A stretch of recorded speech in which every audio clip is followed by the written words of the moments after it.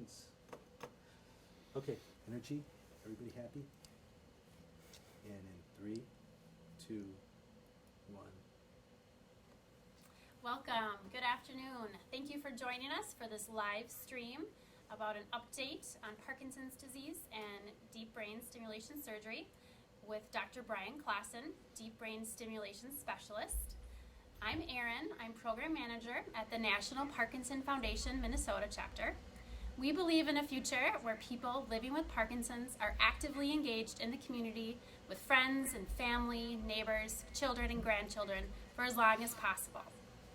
We support people living with Parkinson's through resources, education, just like this. I'm really excited to be able to offer our event today as we have people all across the country watching.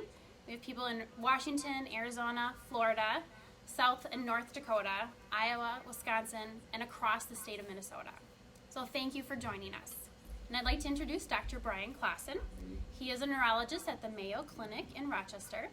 He earned his medical degree from the University of Nebraska College of Medicine in Omaha, Nebraska, while his residency and deep brain stimulation fellowship were at the Mayo School of Graduate Medical Education in Rochester.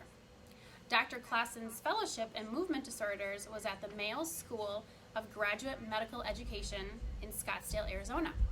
He is board certified in psychiatry and neurology. Thank you, Dr. Klassen, for being with us today. Thanks, it's good to be here. So we're going to be doing some talking about Parkinson's disease and a little bit of an update on deep brain stimulation. Hopefully it's educational for everybody and gives everybody a little bit of a sense for what this treatment is all about. So first I'll talk a little bit about Parkinson's disease, which I'm sure is familiar to most of you, but it gets its name because in 1817, Dr. James Parkinson, who was a sort of a general practitioner, published his classic essay on the shaking palsy. And in it he described people that he'd seen as patients, some people he'd just seen on the street, casually observing, and grouped them all together by the features of what we now know as Parkinson's disease. So that's the first time that everything was really put together in a well-organized fashion, and from that he was later given the honor of having the disease named after him. So the cardinal features of Parkinson's disease, again, are familiar to most of you. One of them is resting tremor. This would be a shaking. It could be the hand or the leg, and it typically happens when someone is relaxing or resting. It might even go away when you go to do something, but then when you're resting or distracted, the tremor comes back. Can be a problem, and as the disease progresses, some patients can have tremor even when they're holding their arms up and doing things. But tremor can be a big part of Parkinson's disease, but it's important to remember that about 20% of patients may not have tremor at all, so it's not a necessary factor before you would diagnose Parkinson's disease. Another feature of Parkinson's disease can be slow and small movements. The medical term we use for that is bradykinesia, and this leads to poor dexterity. People may have smaller handwriting as a result. It may be harder to eat eat with the utensils, fastening zippers, all these things. Some people experience it as a weakness, but really it's not a problem with the power of the movement. It's a problem with the dexterity and coordination of movement. So that's bradykinesia, and then muscle stiffness or rigidity can happen in Parkinson's disease. This often affects the arms and the legs, and can lead to soreness and in some cases even pain. Finally, the fourth major feature of Parkinson's disease is walking difficulties. And the classic Parkinson gait would be somebody who has a posture that's a little bit stooped over. The feet may be scuffing across or shuffling across the ground. Don't pick up the toes as much, and the steps generally shorter than usual. Sometimes patients may not swing their arms. Normally you swing your arms when you're walking, and that may not happen in Parkinson's disease. So that can be all a part of this. And as the disease progresses, some patients actually have trouble with balance and may fall. Another feature that was noticed way back by Dr. Parkinson was that Parkinson's disease generally starts on one side. It's asymmetric. It generally starts on either the left or the right. And while over time it can involve the other side, it's typically asymmetric throughout the course. So it'll always be worse on the side in which it starts. So back in Dr. Parkinson's day, he was able to classify the clinical features, but really didn't know what caused the problem. Well, over the years, more evidence was looked into, more research was performed, and neuropathologically, people found that when you examined a patient's brain who had Parkinson's disease, there was a change. This was a change that was actually visible to the naked eye, and you can see in this picture here on the upper left, a normal midbrain here has this area that's darker or black, and that's called the substantia nigra. It just means black substance because it's dark, and it's dark because those cells are dopamine-producing cells, and the specific biochemistry is that they have a pigment in them that shows up. What was noticed is that in patients with Parkinson's disease, this darkness started to fade a little bit. So the substantia nigra degenerated and wasn't as apparent as you see on the left panel there. So that was seen, again, with the naked eye. And if you look with a microscope, you can see a little more detail. And that's what you'd see down here is this is flipped over. So this is the normal side. And on the other side where you see some neuronal damage, you also see something called Lewy bodies. And that is shown in these dark areas here. And the real breakthrough in Parkinson treatment occurred quite a while ago in the 60s and 70s when they realized that the specific problem related to dopamine, that these cells were dopamine producing and that you could give dopamine to replace the missing element, if you will, and try to retune the motor circuits. And the way we do that typically is with levodopa. Carbidopa-levodopa, or Sinemet, is a chemical that is not dopamine, but it's converted to true dopamine in the brain. So you ingest it, goes into your bloodstream, and then it passes the blood-brain barrier where it's converted to dopamine, at which point it can go and work just like the missing dopamine in the brain of someone with Parkinson's disease. So this really revolutionized the treatment of Parkinson's disease because you could take someone who was having all of those features we talked about, maybe a lot of tremor, stiffness, maybe not even mobile, people that were bedbound, and when this therapy became available, people were able to take it and live, pretty normal lives, move pretty normally. And so it was really pretty miraculous when it came around. Now, when someone starts on levodopa in early Parkinson's disease and in the initial phases of treatment, the brain still has enough remaining dopaminergic neurons and connectivity to sort of buffer the fact that levodopa actually has a very short half-life in the bloodstream. So when you ingest levodopa, it peaks in the blood and really it has a half-life of about 90 minutes. It's really a fairly quick peak and taper. But early in the disease, your brain can buffer that. So patients usually will start on levodopa 3 times a day. And even if you miss a dose or are late to a dose, you may not notice because the entire time that serum level's fluctuating, it's all within what we would consider on time or within the zone for which symptoms are well treated.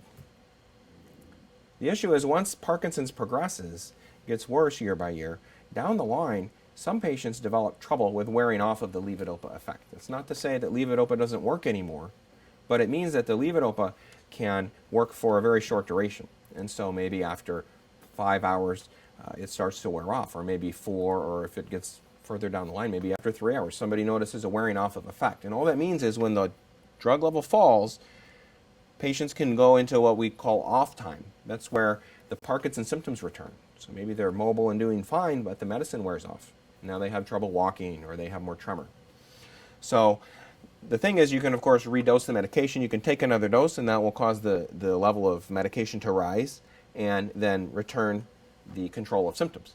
The problem is it's sort of a yo-yoing effect, and some patients can get into trouble with a lot of wearing off throughout the day. Some may do well with just frequent levodopa doses or other strategies, but some get into trouble, and there's really no way with medication to fully cover that. The other thing that can happen as Parkinson's disease progresses is that at the peak of the dose, so that you take your medicine and you wait a while, and maybe 30 to 60 minutes later, when the dopamine is at its highest level in the brain, patients can actually have extra movements. Parkinson's disease causes too little movement, while the opposite would be extra movement, and this is a squirming sort of dyskinesia that patients can get at the peak of the levodopa. And so it can be for some patients that they have both. Maybe they take their medicine and they get dyskinesia, they're moving around a lot. Hopefully there's some time in between where they're doing pretty well, but then as it wears off, they may have a return of tremor, walking difficulties, and stiffness. And so they can sort of be in this cycle of dyskinesia versus off. What can the doctors do to help? Well, There are a lot of other medications than just levodopa. Levodopa is definitely the most effective medication at treating Parkinson's symptoms, but we have a whole host of other medications that can be used, and sometimes in combination with levodopa. Things like dopamine agonists, which they're not true dopamine, but they sort of fit into the dopamine slot. And these are things like Mirapex or Requip or the new Pro patch. Those things can sometimes smooth out the fluctuations so that the off state's not so severe.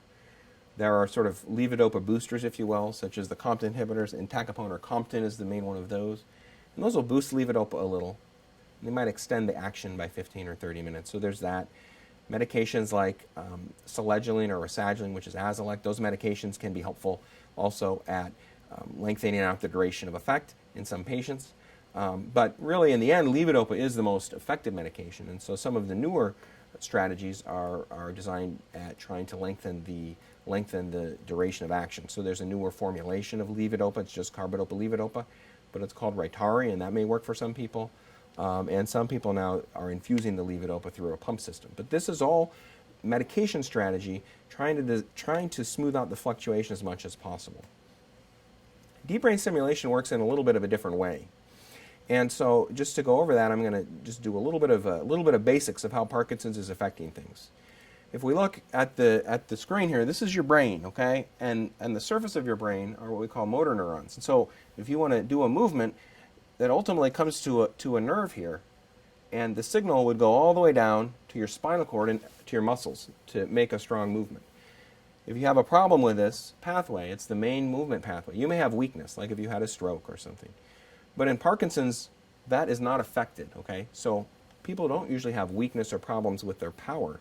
What they have is a problem with coordination, and that's because there's another system. It's in the deeper areas of the brain, okay? There's a lot of, we call nuclei, or areas in the brain that talk to each other. And what they do is they modulate. So they scale the size of movement and everything else. They sort of modulate and affect that main motor circuit. And that's how we can have some improvement, because in deep brain stimulation, what we're doing is we're putting an electrode to one of these nuclei. This is shown in the subthalamic nuclei, which is a part of this network in the deep brain that modulates movement. And by stimulating there with electricity, we can get a different kind of therapy than you would get with medication, but at the same time treating similar symptoms. So that's the whole idea, is trying to modulate that network and improve symptoms. In order to do that, at least with the technology of today, we have to basically have a wire into the brain. We can't get electricity that deep unless there's a wire right there. So putting in the wire, or the electrode, and hooking it up to a connector and running a wire down the neck to a battery pack or an implantable pulse generator is really what the deep brain stimulation surgery is about. Because once you have the hardware in there, and it's all underneath the skin, then you can now start to stimulate and affect that circuit, hopefully for the benefit of the patient. Well, what does it really do? Well, in Parkinson's disease, deep brain stimulation can help to smooth out those motor fluctuation and dyskinesia that we talked about. And that's because, like I said, it's a different way to treat the levodopa responsive symptoms than just using levodopa. So it can help tremor. It can help the tightness of the muscles, those slow movements, the small handwriting. It can help the walking problems like stooped posture or the shuffling of the walking. All of those things can be improved. And if you have improvement with the deep brain stimulation below what the medication is doing, then the degree of fluctuation the patient's going to see is going to be less. So that's the whole idea. Also, on the other end of things, if there's too much effect, too much dyskinesia, with deep brain stimulation, we're often able to attain a mix of stimulation and medication that will lower dyskinesia overall. So the idea, just pictorially, would be that before deep brain stimulation, this might be a patient who's wearing off after they take their medicine, and then they have dyskinesia for a half hour or so, and maybe they have a little bit of good time, but then they wear off again, maybe after 3 hours or so. And so with deep brain stimulation, you're hoping to lessen the severity of the fluctuation. We're not really changing the fact that the medication is ebbing and flowing in the bloodstream, but what we're changing is the fact that when it goes to the bottom here, the symptoms are much less. There may still be some, it may not be perfect, but it should be a lot less than without deep brain stimulation. And on the other end, there may be some dyskinesia still, but it shouldn't be as severe. So it's just a smoothing out of those fluctuations. That's the goal. And of course, there's some things that deep brain stimulation doesn't treat, because Parkinson's disease isn't just all about dopamine or the movement system. There are other changes that can happen down the line as Parkinson's disease progresses in some patients. Some people will have freezing of gait where the steps get stuck, and sometimes that responds to medication and deep brain stimulation, but sometimes that won't. Sometimes that is something that we just can't really get a good treatment for.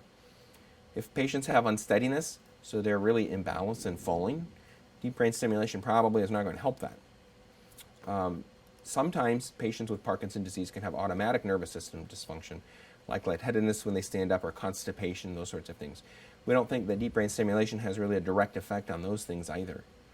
And then in some cases, not for everybody, but as the Parkinson's disease progresses, they can develop cognitive change or memory and thinking problems.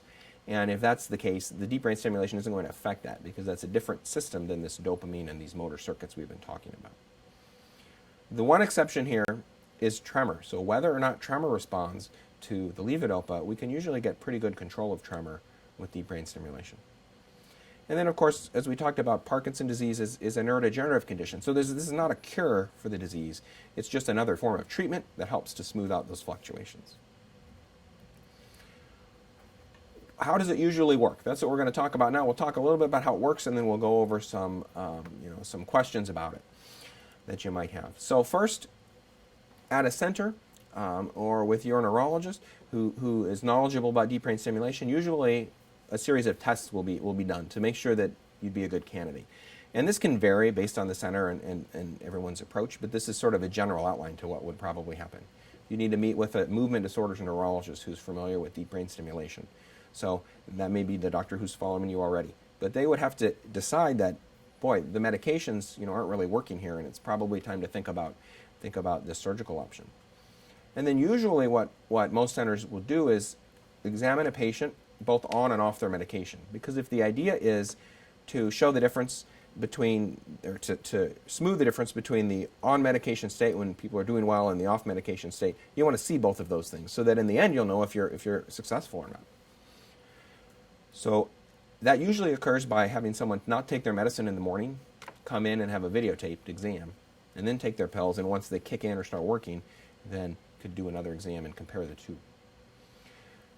As I said, the deep brain stimulation is dependent upon hardware being there that allows us to stimulate, so we have to have a neurosurgeon involved as well. This is really a collaborative type of treatment, so the neurosurgeon would have to meet the patient, make sure there's no problem surgically, that they'd be a good candidate and this would be safe for them. We usually, as a part of that, would get an MRI of the brain to make sure there are no brain changes that would make deep brain stimulation a bad idea. And then most centers would go ahead with neuropsychometric testing. This is testing of memory and thinking to just get a patient's baseline. That way, if there are problems up front, we know about them. And if they're significant enough, sometimes we don't think it's a good idea to go ahead with deep brain stimulation. On the other hand, if things look pretty good, then at least we have a good baseline so that we can compare anything to in the future. And then some centers do or don't have patients see psychiatry just for a review, because depression and anxiety are very common in Parkinson's disease. And so we just want to make sure that patients are as tuned up as possible prior to a potential surgery. And then most centers, would get all of this information, and then they might meet as a group and discuss whether this is a good or a bad idea for patients. And then, of course, the biggest part is once the center decides if it might help, it's up to the patient to decide if that's something that they really want to go for. So I'm going to show some slides about showing a little bit of the surgical procedure. These aren't really graphic or anything, but just show you what from the patient's perspective, what they might go through. And we had a patient a while back volunteer to allow us to take some photos. So we've anonymized it a little bit. You'll be able to see how patients do surgery. There's a little difference from site to site and center to center, so it may not happen exactly this way, but I'll try to point out more general terms. So all of the surgeries have some sort of reference frame, because we have to get a wire into a very small area of the brain very accurately through a pretty tiny hole. And so the surgeons have all sorts of ways that they can do that, but they're all based on some sort of a reference frame. And the simplest to understand is just a frame-based approach. And this is how we would do it here currently, is we have a frame that goes onto the patient. There's local anesthesia so that you feel, as in the dentist, the poke and the burn, but there's not any real sharp pain otherwise for the deep brain stimulation procedure. And then a frame is fixed just to have a reference point. And you can see that here. And the whole idea of the frame is that a patient can then go on into the MRI scanner with the frame in place. And you'll see a red shape here in the in the frame that will show up on the MRI scanner. So when the MRI looks at the patient with the frame on, what it's really seeing is it's seeing the person, but it's also seeing all of these reference markers around the person. And that way you can link the frame to the patient's brain. And if you can see, it's kind of a clever way to do this. This is almost in the shape of an N here. And so if you slice an N, you're going to get 3 dots, right? And that's what you see. When you look at an MRI with someone who has a frame on, you're going to see the 3 dots with that middle dot moving depending on how high up or down the slice is. So the long and the short of it is you can register all of those dots into the computer, and now it can relate the MRI to the frame. And so then the doctors can use the MRI to find the right area. In Parkinson's, it's often the subthalamic nucleus or something called the globus pallidus interna. And there's, of course, computer programs these days that help us do all of that. And in this example, this would be a patient's brain. And this area here is the subthalamic nucleus, so that's being targeted. And then the surgeon would have a look at the brain as a whole and look, if we're going to get to that target, what is a safe way to get there? So that we call that a trajectory. But anyway, they make a surgical plan that would get safely down to the area that they're trying to go. And out of that comes some numbers, basically, that get plugged into the frame system again. And so there's, again, these systems can vary based on center and approach, and some of them are a little more portable around someone's head. But in this particular case, it would be a patient in a frame that's sort of locked into position, and there's a big protractor system there, and a lot of other adjustments that can be made to find the exact right position of the target. So that's the goal, is to find the right position. And then what we would do is you can then deliver a probe down that position, hopefully right to where you're trying to go. Some centers will do that with a patient asleep, and they'll do a lot of imaging during the implantation to make sure everything seems to be going okay. I think the gold standard, the best way to make sure it's in a great spot would be to do it with the patient awake, because the advantage is you can then listen to the cell activity. And in this example, here's a patient, he's awake. We have the probe on a motor, it's being slowly delivered, and you can listen. It's kind of interesting because the different areas that you're passing through as that probe descends may have a different cellular firing pattern. And so if you have an appreciation of that, you can sort of make sure that the trajectory is on track. So that would be what we call microelectrode recording, and that's one way that people can assure that the probe is going where we think it's going.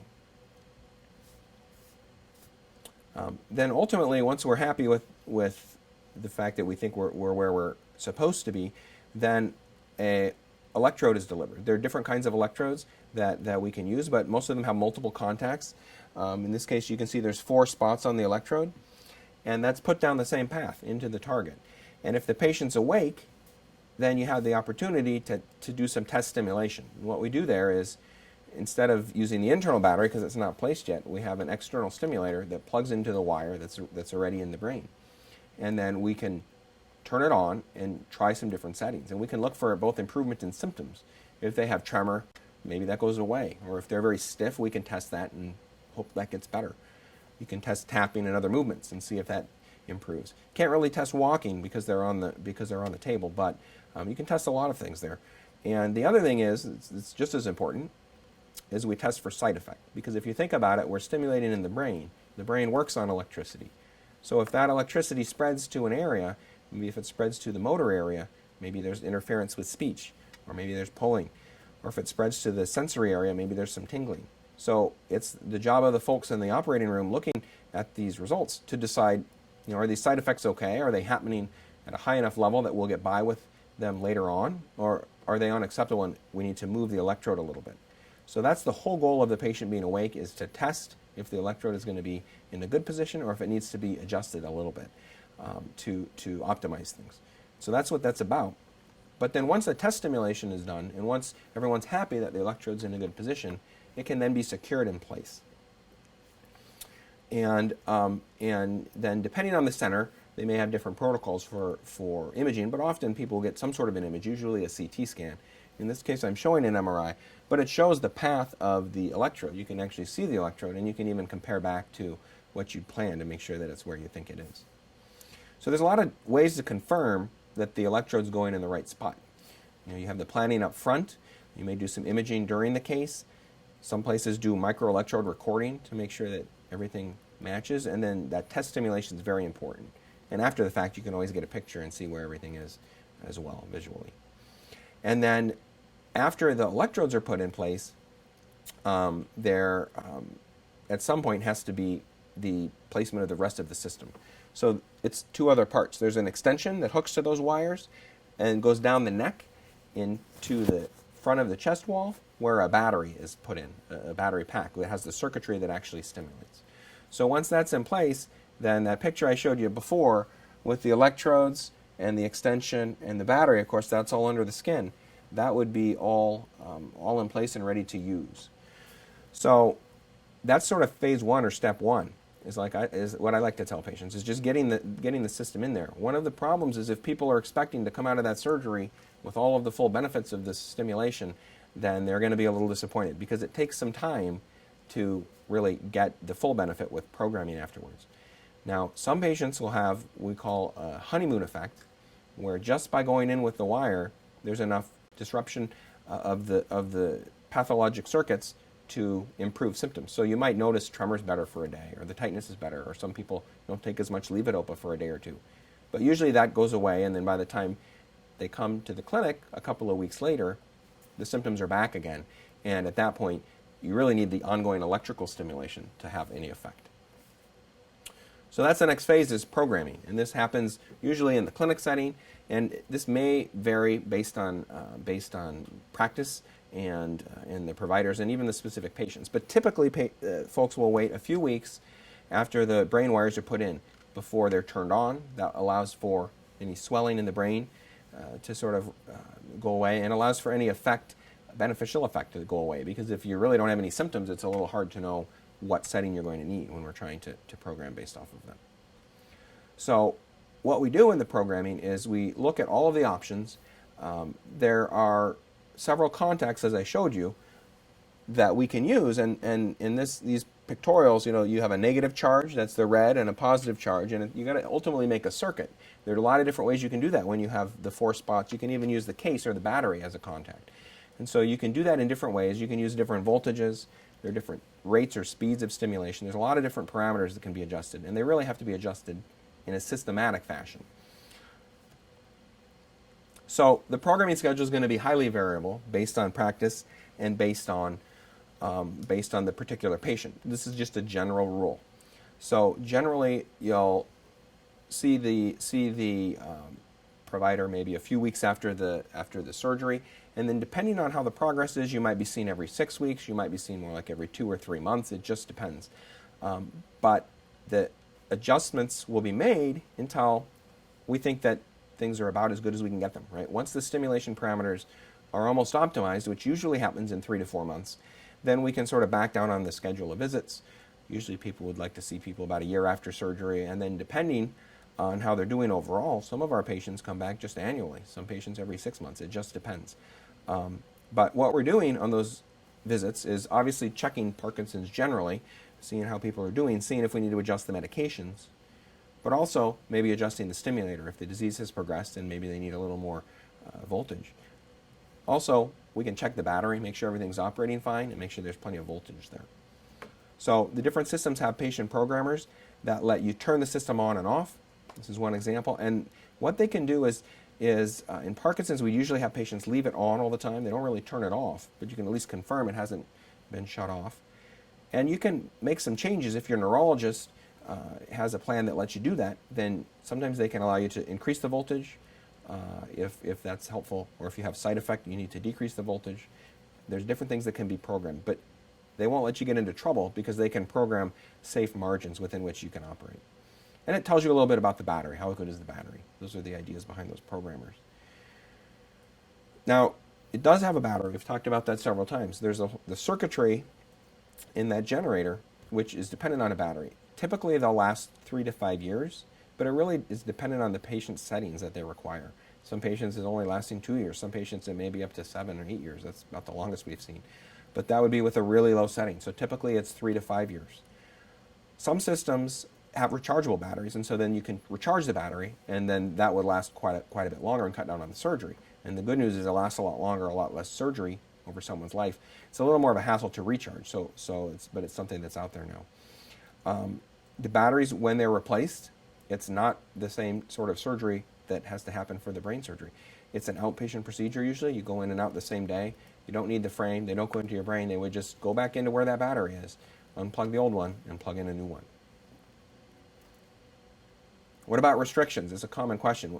Is there anything I can't do after deep brain stimulation? Like, in the old days, you couldn't go buy a microwave if you had a pacemaker. Well, those sorts of things, they're not really significant issues at this point. You can pretty much do what you want to do, unless if you're an arc welder. Typically, most systems don't want. Most companies say that patients shouldn't arc weld, and I think we don't want to have a high voltage shock, which you're at risk for, because we don't want to damage the device. And if you think about it, there's a wire going all the way to your brain. We don't want to conduct a lot of electricity right to that spot in your brain either. So that's that.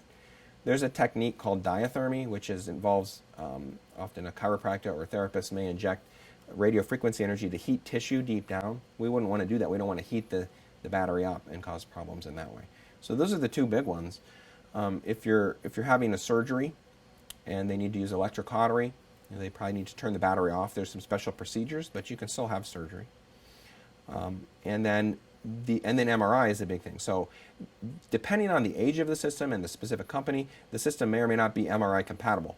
And so and even if it is, then it needs to be done at a center that knows how to handle the special rules that are involved. So that's something you need to talk about with your doctor as far as MR compatibility before you'd have deep brain stimulation. Medication adjustments. So what do we really do in the clinic with someone's medication? I think it's important to understand this going into it. The medication doses are often decreased as we increase the stimulation setting, okay? So if you're taking maybe 200 milligrams or 2 tablets of levodopa every 3 hours, that might go down to 1. It might go down to a half a tablet every 3 hours, something like that. We almost always reduce the doses. The dosing interval, that 3 hours, can enlarge too. Maybe they take it every 4 hours, but sometimes they don't. Sometimes people are stuck with the every 3 hour dosing, but you lower the amount. And only very rarely do we ever eliminate medication. So I think it's just best to think of deep brain stimulation as a therapy to help your medication work better, not necessarily to take over for your medication. But again, the goal is to end up like this, where you might have a little bit of off symptom and your medication can cover that, so that you're generally in the on state, may or may not be a little bit of dyskinesia, but generally a lot smoother than what was happening before surgery. And that's typically what's seen.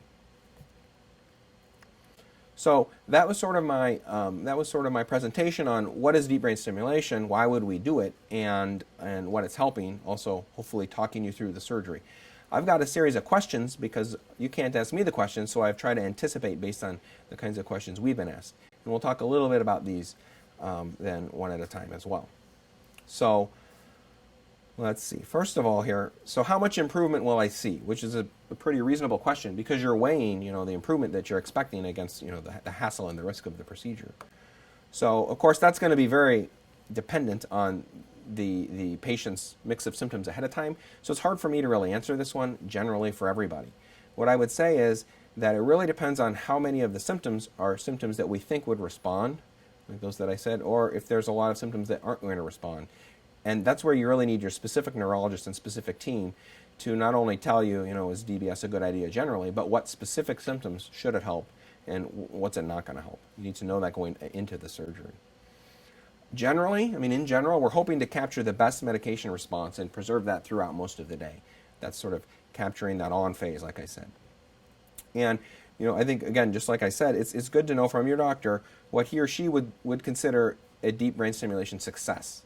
Because if, for example, you have a lot of tremor and tightness and maybe imbalance, and you come back from the surgery and your tremor's gone, you're not really tight, but you still have the imbalance, I think your doctor would probably consider that a success because we know that deep brain stimulation doesn't treat imbalance. If you went into it thinking it was going to help everything, you might think of it as a failure. So everybody aligned ahead of time regarding what is and isn't expected to improve is going to be in everybody's best interest. Can I stop taking my medication? I put this in there again because some people get focused on getting rid of the medication. And medication reduction or medication elimination is not really the primary goal. It's probably going to happen. You're probably going to reduce the meds at least. But it's really not the primary goal of deep brain stimulation. The goal is to have a patient in the on state through the day and function better so that they can get out there, exercise, be with their family, do all the normal activities that they want to be doing. That's the goal. And if they're doing that on the same amount of medication, that's fine. It's been a success. However, most people do reduce their medication like we talked about. And again, very few people will stop taking Parkinson's disease medication altogether. And so if that's something that you really think might be in the cards for you, you could ask your doctor ahead of time. But I think it's very few people, and I wouldn't have that as a primary goal. What are the risks? So, of course, with any surgery, there are potential risks. And there are bad things that could happen. They're pretty unlikely. It's a pretty safe surgery. Otherwise, we wouldn't be offering it. But it's good to know what the possible risks are before going into a surgery. So the thing people are most concerned about would be bleeding into the brain, which could present like a stroke. So you could actually have weakness or have some neurologic problem that could be as a result of the surgery. That's thankfully very rare. So you can talk to the specific surgeon about specific rates, but it's generally well under 1% for anything that's really problematic and lasting. Infection is another complication. It's pretty uncommon. Depends on the center. Rates from probably 2 to 6% are pretty common. So likely not going to happen. But if it does happen, it's a bit of a hassle because if you have implanted hardware, then you have to often take that out, treat with antibiotics. Most of the patients that we've had who've had infections, they had some benefit and they'll go on to have a system reimplanted. So it doesn't mean you couldn't have deep brain stimulation again later. It's just a hassle. Luckily, that's not very common. Some patients may have changes in their memory or thinking or word finding ability. That's pretty uncommon, and that's why we screen ahead of time. So if there's a patient that has a lot of problems thinking dementia, we may not offer the surgery. Speech side effects can happen. We talked about that if the motor system's involved. That's pretty rare. So there are risks, but they're pretty rare, and generally, assuming the patient has good indication for the procedure to begin with, are probably most times it's probably well worth the risk. So here's another question that gets down to practical matters. How long will I be in the hospital? So then that may depend a little bit on the patient and the center, but generally, if a center puts electrodes into the brain, often they'll keep you overnight, at least to monitor things. But it's not like a big hip surgery or knee surgery or an abdominal surgery where you're laid up in the hospital for days or going through rehab for days. It's actually pretty well tolerated, and most patients can go home the next day. So that's how it works with the brain electrodes. And depending on when the battery happens, if that happens as a separate procedure, that can all be done as an outpatient. So come in and out of the facility the same day for either the initial placement or when they come back to have the replacement later on. When can I go back to work? Same story. It's going to depend a little bit, and it also depends on what you're doing at work. Generally, a good idea to plan a few weeks off of work. I mean, there's a pretty wide range I put in there, and some it might even be more. But I put 3 to 6 weeks. I mean, it's a good idea to think about. There is a lifting restriction when that battery gets put in. So, I mean, if you're doing a lot of lifting or labor like that at work, you might be out for the full couple of months. So I think you really need to talk about that with your doctor ahead of time. But you would plan on a few week period where you're probably not working at full force, but you're not, again, laid up in bed. You're out and about and moving. Deep brain stimulation covered by insurance. So, well, first of all, there's a lot of evidence to suggest that deep brain stimulation is helpful, and based on that evidence, the companies that make the devices have obtained FDA approval. So the U.S. Food and Drug Administration has approved this therapy in Parkinson's disease, which goes a long way toward having insurance companies cover this. So generally, this is covered by insurance, including Medicare, in, of course, appropriate cases.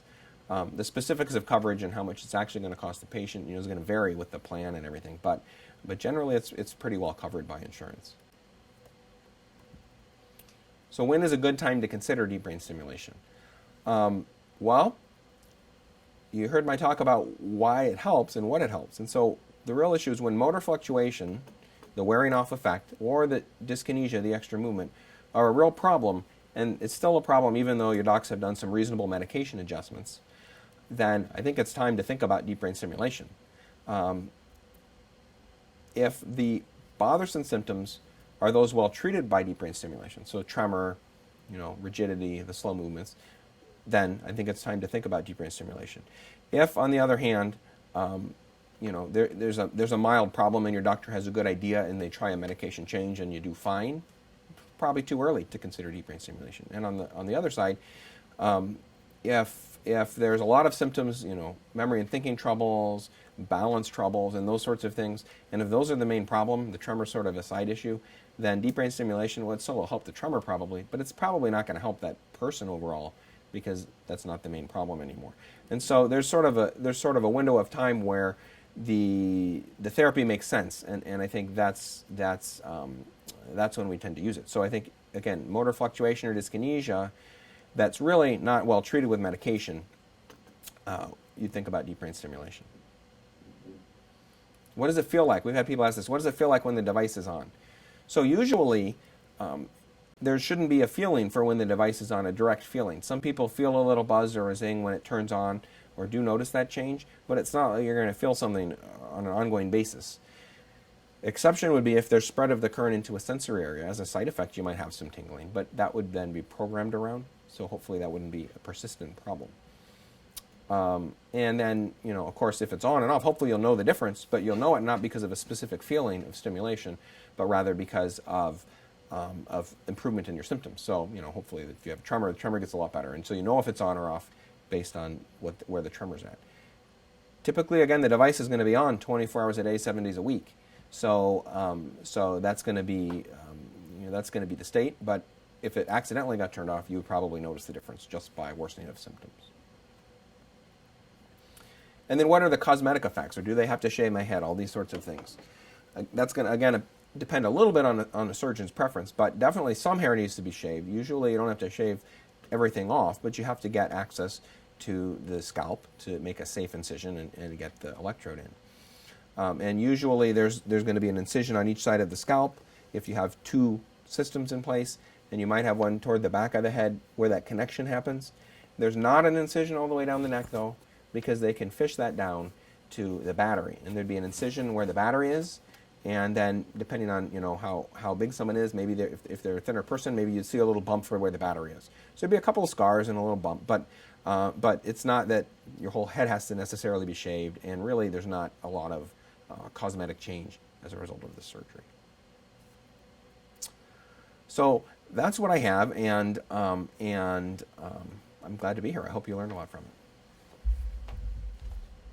Thank you again to Dr. Klassen and the Mayo Clinic for having this fantastic presentation.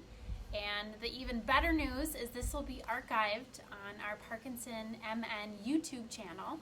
So just Google YouTube and then type in Parkinson MN, and you'll be able to see, I think we have 48 videos, and this presentation will be included in that. So thank you again to our host, Mayo Clinic, and Dr. Klassen, and also a shout out to our videographer, Dale, for all his hard work. Thank you again.